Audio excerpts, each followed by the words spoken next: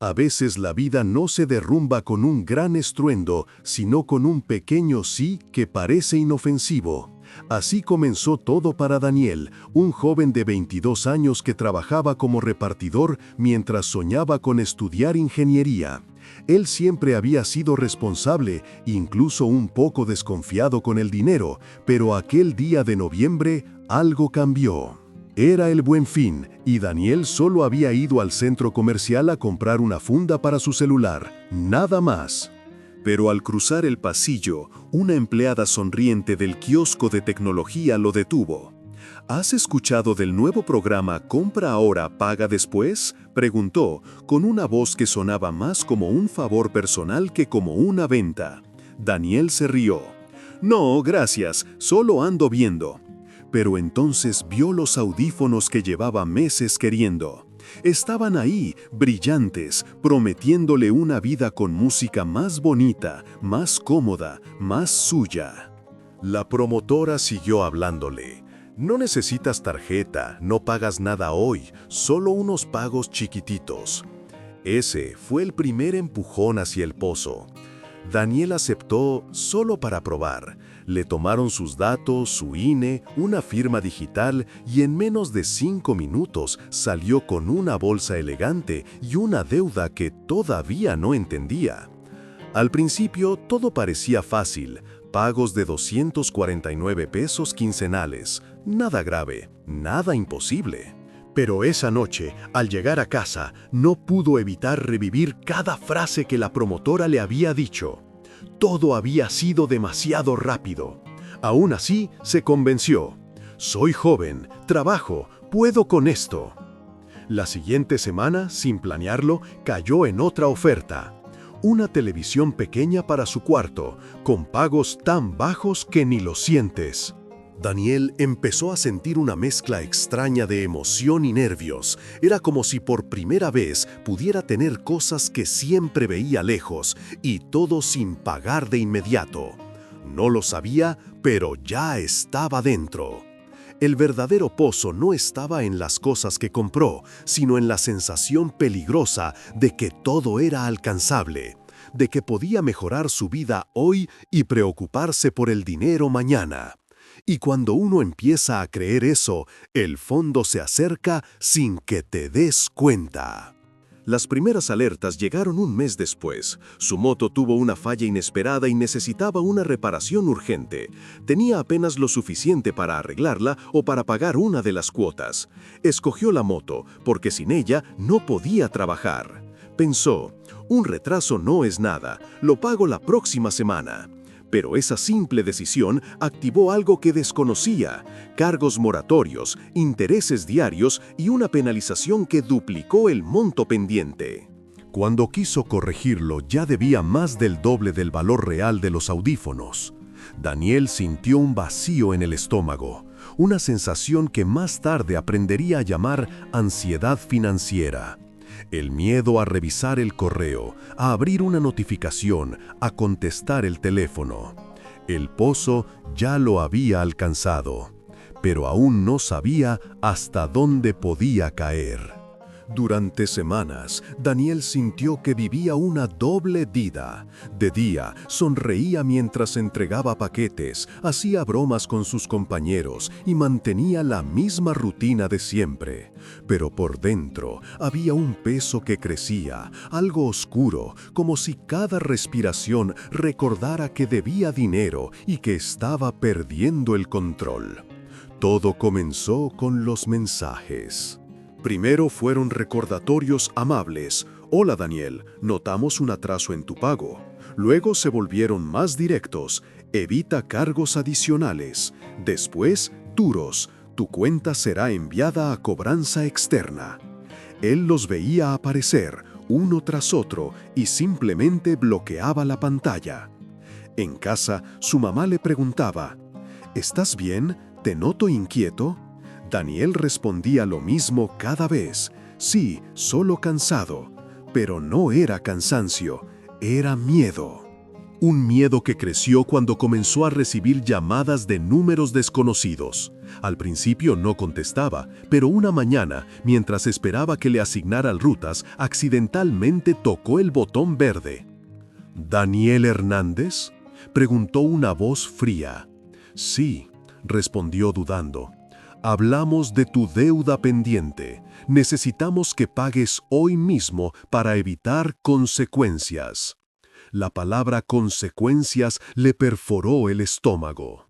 Intentó explicarse que había tenido un gasto inesperado, que estaba trabajando más horas que en unos días podría pagar. Pero la voz insistía, repitiendo cantidades que subían cada semana, intereses que él no comprendía, cargos que parecían inventados. Esa llamada marcó el inicio de algo peor, la vergüenza. Daniel empezó a sentirse tonto, irresponsable, incapaz. Se preguntaba cómo había caído tan fácil en algo que todo mundo sabía que era riesgoso. Pero la verdad era distinta. Él no lo sabía. Nadie se lo había explicado. Nadie nos enseña a los jóvenes a protegernos de los créditos disfrazados de regalos. Para intentar corregir el rumbo, decidió trabajar más. Aceptó rutas dobles, entregas nocturnas y turnos que otros rechazaban. Parecía la solución perfecta, hasta que su cuerpo pasó factura. Dolores de espalda, sueño intermitente, manos temblorosas por tanta cafeína. Y aún así, no lograba cubrir los pagos. Un viernes, cuando recibió su quincena completa, hizo números en una libreta. Era simple: si pagaba todo lo que debía, no tendría ni para comer. Si no pagaba, la deuda seguiría creciendo. El pozo no era solo profundo, ahora tenía paredes resbalosas. Esa noche, mientras cenaba sentado en la cama frente a la televisión que también debía, escuchó a su mamá hablar en la sala por teléfono. No sé qué le pasa, ya casi no convive, no platica, algo lo preocupa. Daniel sintió un nudo en la garganta. Su familia siempre había vivido con lo justo, pero unidos. Él no quería ser una carga, y sobre todo no quería que supieran que había fallado. En su cabeza, la solución fue guardar silencio. Empezó a evitar conversaciones, dejó de salir con sus amigos, apagó el celular cada vez que llegaba a casa. En su mundo interno, la deuda ya no era solo un número, era una sombra que lo seguía a todos lados, incluso cuando dormía. La ansiedad se convirtió en un compañero invisible. Cada vez que escuchaba una notificación, su cuerpo se tensaba. Cada vez que su jefe mencionaba reportes, él pensaba que tenía que ver con un embargo, con que habían llamado a su trabajo, con que la situación estaba por explotar. Una tarde, mientras hacía una entrega en un departamento de lujo, vio a través del marco de la puerta a un chico de su edad riendo con amigos, jugando videojuegos en una pantalla enorme. Por un segundo, Daniel sintió envidia y una punzada de tristeza profunda. ¿Cómo es que otros parecen avanzar mientras yo solo me hundo?, se preguntó. No sabía que el pozo estaba a punto de mostrar su punto más oscuro, porque lo peor aún no había llegado. El día que Daniel tocó fondo no fue dramático, no hubo gritos, ni golpes en la mesa, ni una amenaza abierta. Fue algo más silencioso y por eso mismo más peligroso. Todo empezó una mañana gris, cuando revisó su correo antes de salir a trabajar. Entre los mensajes había uno que decía: último aviso antes de iniciar proceso legal. El corazón se le aceleró, las manos le comenzaron a sudar, sintió un hormigueo en la espalda que le recorrió hasta el cuello. Abrió el correo con un presentimiento que sabía que no lo iba a abandonar por horas, y así fue. La deuda que había comenzado con 249 pesos quincenales ahora superaba los 13,000 pesos. Intereses, penalizaciones, gastos administrativos. Palabras que parecían inventadas para seguir exprimiéndolo. Daniel no lloró, pero se quedó sentado en la orilla de la cama sin moverse. Ni siquiera supo cuánto tiempo pasó. El silencio de la habitación se sentía más pesado que cualquier grito. Aún así, fue a trabajar. Era lo único que sabía hacer cuando la vida le pesaba, seguir moviéndose, aunque fuera por inercia. Ese día, cada entrega fue una tortura mental. No podía concentrarse. Veía los edificios altos y pensaba en cómo sería vivir sin miedo a que sonara el teléfono. Miraba a la gente entrar a tiendas y recordaba cómo empezó todo, con una oferta que parecía un regalo. En su descanso, revisó su celular. Tenía 32 llamadas perdidas. 32. El miedo lo atravesó como un puñal. ¿Y si llaman a mi trabajo? ¿Y si vienen a mi casa? ¿Y si mi mamá se entera? La desesperación lo empujó a tomar una decisión que nunca hubiese imaginado: pedirle dinero prestado a sus amigos. No era alguien que pidiera favores, y menos dinero, pero ya no veía otra salida. Envió mensajes a 3 personas. Todos respondieron con preocupación, con preguntas, con dudas. Solo uno, Luis, su mejor amigo desde la secundaria, le ofreció verlo esa misma tarde. Cuando terminaron su turno, se encontraron en una cafetería pequeña. Daniel llegó nervioso, incapaz de hacer contacto visual. Luis directo le dijo: «Hermano, ¿qué está pasando contigo?». Fue ahí cuando Daniel se quebró. No lloró como niño, sino como alguien que había aguantado demasiado. Los ojos rojos, la respiración entrecortada, la vergüenza mezclada con alivio. Le contó todo: los pagos atrasados, los intereses, las llamadas, la amenaza legal. Luis lo escuchó sin interrumpir, con un gesto que mezclaba sorpresa y enojo, no hacia Daniel, sino hacia quienes lo habían atrapado. «Esto es una trampa», dijo Luis. «Está hecho para que caigas y no puedas salir». Y esas palabras, simples pero contundentes, fueron las primeras cuerdas lanzadas dentro del pozo. Por primera vez en meses, Daniel sintió que no estaba solo. Pero la realidad seguía ahí. La deuda era real y crecía cada día. Luis le ofreció ayudarlo con una parte, pero insistió en que necesitaban un plan. Esa noche, de regreso a casa, Daniel iba en la moto con un sentimiento extraño. No era felicidad, pero tampoco era el mismo miedo paralizante de antes. Era claridad. Sin embargo, cuando llegó, encontró algo que no esperaba: una carta bajo la puerta. Un sobre blanco, sin remitente visible. Al abrirlo, vio un papel impreso con letras grandes: aviso de visita domiciliaria. El mundo volvió a caerse. El corazón le golpeó el pecho con fuerza, sus piernas temblaron. Por un momento sintió que no podía respirar. El pozo, que creía haber empezado a escalar, lo jaló con violencia hacia abajo. Fue ahí, en medio de ese golpe emocional, cuando entendió que estaba al borde del colapso. No podía seguir así. Por primera vez, Daniel aceptó que necesitaba ayuda, de verdad. Y ese reconocimiento, aunque doloroso, sería el primer paso para salir del infierno financiero en el que había caído.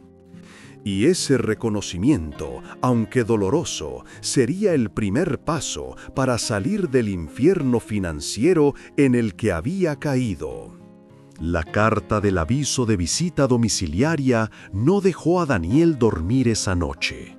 Cada vez que cerraba los ojos, imaginaba a un desconocido tocando la puerta, diciéndole a su mamá que su hijo debía dinero, que había incumplido, que era un moroso. La vergüenza lo consumía más que la ansiedad. A las 3 de la mañana, sentado en la cocina con una taza de café frío, entendió algo que evitó durante meses: ya no podía huir. Ignorar los correos no detendría nada, bloquear números tampoco. Trabajar horas extras solo apagaba incendios, no la raíz del problema. Tenía que enfrentar la deuda. A primera hora escribió a Luis: «Necesito que me acompañes, hoy». Se reunieron en una biblioteca pública, un lugar neutral donde nadie los molestara. Daniel llevó todas las cartas, contratos, pantallazos de la aplicación y estados de cuenta.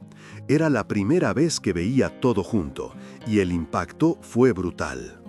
Una mesa llena de papeles, números rojos, fechas vencidas. Parecía el mapa de su caída. Ok, vamos a entender qué te están cobrando realmente. Ese vamos fue un salvavidas. Juntos comenzaron a revisar cada cargo. Descubrieron intereses diarios que nadie le explicó, comisiones escondidas en letras pequeñas, penalizaciones acumuladas por cada retraso y un dato que los dejó fríos. La empresa no podía iniciar ningún proceso legal real por esa cantidad ni en esos términos. El famoso aviso de visita domiciliaria no era más que una táctica de presión. Daniel sintió una mezcla de alivio y rabia. ¿O sea que todo esto era para asustarme? Exacto, respondió Luis. No pueden embargarte así como así, pero sí pueden seguir subiéndote la deuda si no la enfrentas. Por primera vez, Daniel comprendió la magnitud del engaño. No había sido irresponsable como se repetía en su cabeza, había sido manipulado. Entre ambos diseñaron un plan: llamar directamente a la empresa, no a los cobradores externos. 2. Pedir un estado de cuenta actualizado, sin cargos inventados. 3. Solicitar una reestructura con pagos fijos y razonables. 4. Pagar un anticipo pequeño para detener intereses. 5. Bloquear legalmente llamadas agresivas si seguían. El solo hecho de tener una estrategia ya era una cuerda firme dentro del pozo. Pero el paso más difícil fue el primero: hacer la llamada. Daniel tomó el celular con manos temblorosas. Cada timbre le retumbaba en la cabeza. Una parte de él aún temía escuchar amenazas o burlas, pero cuando la operadora contestó, se concentró en repetir lo que habían practicado. Con voz insegura dijo: «Quiero negociar mi deuda y quiero hablar con alguien del área correspondiente, no con cobranza externa». La operadora, al escuchar el tono decidido, cambió la actitud. Le pidió datos, le explicó los cargos reales y confirmó algo que necesitaba oír: no había proceso legal alguno. El famoso aviso había sido un truco de presión. Daniel sintió cómo un peso gigantesco se desprendía de su pecho. La empresa ofreció un plan de pago más accesible, con un descuento si liquidaba una parte esa misma semana. Luis se ofreció a prestarle ese monto inicial, pero Daniel, con una dignidad recién recuperada, dijo: «No, esta vez yo puedo, déjame intentarlo». Esa tarde hizo cuentas realistas, recortó gastos, vendió 2 cosas que no necesitaba y reunió el anticipo. Al entregarlo, recibió un correo que decía: «Intereses congelados, plan de reestructuración activado». Era apenas un paso, pero era suyo. Una victoria que parecía pequeña, pero para él significaba recuperar oxígeno después de meses de ahogo. Esa noche, al llegar a casa, su mamá lo notó distinto. «Hijo, te ves más tranquilo». «Sí, ma», respondió él con una sonrisa cansada. «Hoy empecé a arreglar algo importante», no dijo más, no tenía que hacerlo. Por primera vez en mucho tiempo, Daniel sintió que el pozo ya no era infinito. Había una salida y empezaba a subir. Los siguientes días se sintieron diferentes. No más sobres misteriosos bajo la puerta, no más amenazas disfrazadas, no más llamadas con voces frías. Daniel aún debía dinero, sí, pero ahora esa deuda tenía forma, límites y un plan claro para desaparecer. Y esa simple diferencia le devolvió un pedazo de su paz. Sin embargo, salir del pozo no era tan sencillo como solo pagar y ya. El golpe emocional seguía ahí. Daniel empezó a darse cuenta de cuánto había cambiado su vida por culpa de la ansiedad financiera. Su cuarto, antes un refugio, se había convertido en un recordatorio de su impulsividad. Los audífonos que casi no usaba, la televisión que solo encendía para distraerse del miedo, la moto desgastada por tantas horas extras. Cada cosa tenía una sombra detrás. Una tarde, mientras limpiaba su cuarto, tomó los audífonos que lo metieron en el problema. Los miró por varios segundos, como quien observa una cicatriz. Luego los guardó en una caja. «No es lo que compré», murmuró, «es lo que permití creer». Esa frase marcaría el inicio de un cambio profundo. Empezó con pequeños pasos. Reducir gastos innecesarios, anotar cada ingreso y cada salida, dividir su dinero en sobres para controlar lo que gastaba, llevar su propia comida al trabajo en lugar de comprar fuera. Luis le enseñó cómo usar una aplicación de presupuesto y, sin darse cuenta, Daniel comenzó a sentirse más dueño de su vida. Pero el cambio más importante no fue financiero, sino personal. Un día, al salir del trabajo, se encontró con un compañero que también era repartidor. Se veían seguido, pero nunca habían hablado más allá de lo básico. Aquel día, el chico tenía la mirada perdida, la misma que Daniel había visto en el espejo. «¿Estás bien?», preguntó Daniel, casi sin pensarlo. El chico dudó, pero finalmente dijo: «No, me metí en un crédito de esos de paga después y ya no sé qué hacer». Daniel sintió un vuelco en el pecho. Era como verse a sí mismo meses atrás. Durante media hora hablaron sentados en la banqueta. Daniel le explicó cómo funcionan realmente esas deudas, qué pasos seguir, qué papeles pedir, qué no permitir, y sobre todo le dijo algo que él hubiera querido escuchar antes. «No eres un tonto, te engañaron, pero puedes salir». Cuando terminó de hablar, el chico respiró hondo, como liberando un peso enorme. Daniel también, porque ese momento le hizo entender algo poderoso: su caída podía ayudar a otros. Ese mismo día decidió hacer algo que le había dado miedo desde el principio: contarle a su mamá.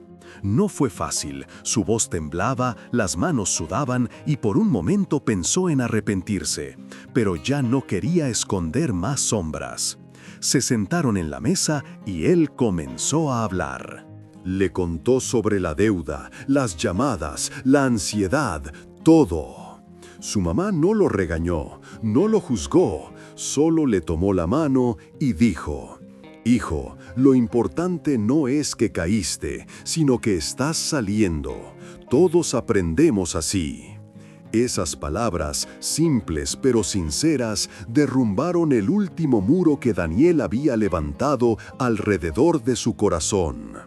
Esa noche durmió profundamente, como no lo hacía desde hacía meses. Por primera vez sintió que el pozo estaba detrás, no encima.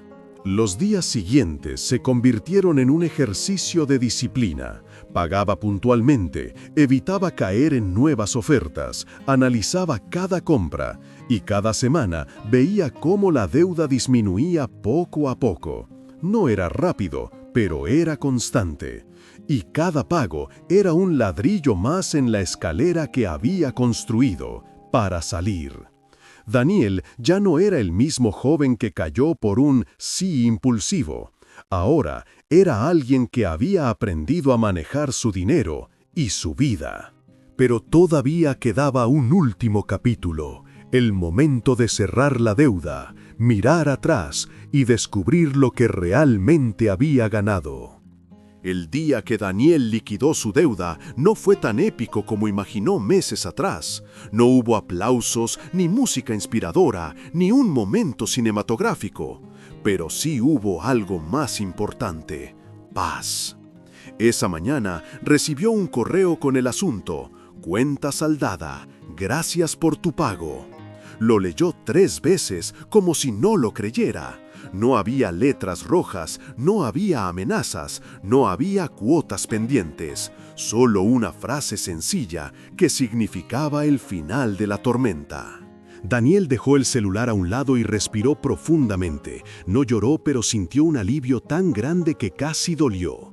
Era como si por fin pudiera volver a ocupar su propio cuerpo sin sentir ese peso eterno en el pecho. Decidió caminar hasta el parque donde solía ir de niño. Se sentó en una banca y miró a su alrededor. Todo estaba igual, pero él no. Había cambiado sin darse cuenta, moldeado por meses de miedo, responsabilidad y decisiones difíciles. Sacó una libreta que había empezado semanas atrás, donde anotaba gastos, metas y reflexiones. En la primera hoja había escrito «Salir del pozo». Ahora agregó una nueva frase, «No volver a cavar otro». Pero no lo escribió con culpa ni con rencor, sino con la claridad de alguien que entendió lo frágil que puede ser la vida cuando no conoces las reglas del juego financiero. Después de un rato, llamó a Luis. «¿Qué pasó, hermano?», respondió él. «Ya terminé. Está pagado. Todo». «¿Neta?». «Güey, eso se celebra. Quedaron de verse en la noche para cenar». Daniel sonrió porque sin Luis salir habría sido casi imposible. Pero más allá del apoyo económico, lo que realmente lo había salvado era tener a alguien que le recordara que no estaba solo en la caída ni en la escalada. Esa tarde decidió hacer algo simbólico. Sacó la caja donde guardó los audífonos, los sacó y los observó. Ya no tenían el mismo significado. No eran el inicio de una deuda ni un recordatorio de vergüenza. Ahora eran parte de su historia, un objeto que transformó sin querer su manera de ver el dinero. Pensó en venderlos, pero luego se detuvo. «No, me los quedo, para recordar de dónde salí». No como un castigo, sino como un trofeo de una batalla que nadie vio, pero que peleó día tras día. Por primera vez en meses, al entrar a su casa, no sintió miedo ni tensión. Su mamá lo abrazó fuerte cuando le contó que ya había terminado de pagar. «Estoy orgullosa de ti, hijo. No todos se levantan como tú». Y esas palabras, dichas desde el amor más puro, cerraron por completo la herida. Con el tiempo, Daniel no solo se estabilizó, empezó a ahorrar, pequeñas cantidades pero constantes. También comenzó a aprender sobre finanzas, a escuchar podcasts, ver videos y leer sobre cómo evitar trampas de consumo. Incluso ayudó a 2 compañeros del trabajo a negociar sus propias deudas. Y ese acto le dio un propósito inesperado: evitar que otros cayeran donde él cayó. Una noche, mientras cenaba con Luis, este le dijo: «Deberías contar tu historia, hablar de esto. Hay mucha gente cayendo en lo mismo». Daniel se quedó pensando. Tal vez tenía razón. Tal vez su pozo podía convertirse en un faro para alguien más. «A lo mejor sí», respondió. «Si mi caída sirve para que otro no se hunda, valdrá la pena». Y ahí, en una mesa sencilla, entre risas y tacos al pastor, Daniel entendió algo que cambiaría la forma en que vería su pasado. El pozo no lo definió. Lo definió la forma en que salió de él. Meses atrás, pensaba que su vida se había arruinado por una deuda pequeña que se volvió un monstruo. Ahora sabía que la verdadera ruina habría sido rendirse. Salió herido, sí. Cansado, también. Pero salió más fuerte. Y con cada paso que daba lejos de ese lugar oscuro, Daniel cargaba una certeza nueva, casi luminosa. Nunca más volvería a caer sin antes mirar dónde pisaba, porque ahora conocía su propio valor. Y sobre todo, sabía que podía levantarse de cualquier pozo. Y, sobre todo, sabía que podía levantarse de cualquier pozo. Si esta historia te movió, si te hizo pensar o te recordó lo importante que es hablar de estas cosas, ayúdame apoyando este contenido. Dale like, deja un comentario y compártelo con alguien que pueda necesitar escucharlo. Tu interacción hace muchísimo más de lo que imaginas. Me ayuda a que el algoritmo muestre estas historias, a que más personas se sientan acompañadas y sobre todo a que este canal pueda seguir creciendo. Suscríbete y activa la campanita para que no te pierdas los próximos capítulos y nuevas historias que estoy preparando con todo el corazón. De verdad, tu apoyo es lo que mantiene vivo este proyecto. Gracias por ayudarme a seguir creando.